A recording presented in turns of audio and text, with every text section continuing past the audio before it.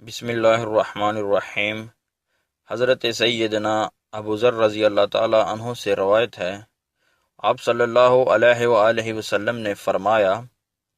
تمہارا کسی کو کتاب اللہ کی ایک آیت سکھانے کے لیے جانا تمہارے لیے 100 رکعتیں ادا کرنے سے بہتر ہے، اور تمہارا کسی کو علم کا ایک باب سکھانے کے لیے جانا، خواہ اس پر عمل کیا جائے یا نہ کیا جائے، تمہارے لیے 1000 رکعتیں ادا کرنے سے بہتر ہے۔ تو میرے عزیز ساتھیوں، آپ کو بھی چاہیے، حضرت محمد مصطفیٰ صلی اللہ علیہ وآلہ وسلم ارشاد فرماتے ہیں، جو شخص اپنی اولاد کو قرآن کی تعلیم دے،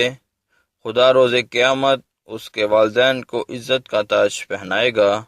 اور جنت کا وہ لباس عطا فرمائے گا جس کو کبھی کسی نے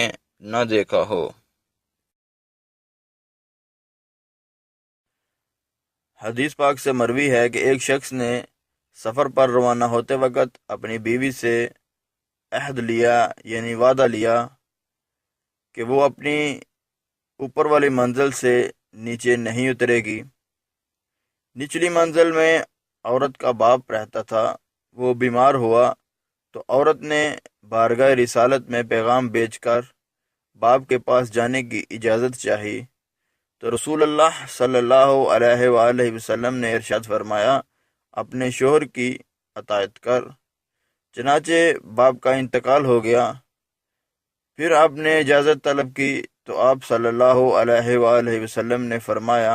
اپنے شوہر کی اطاعت کر۔ جب اس کے باپ کو دفنا دیا گیا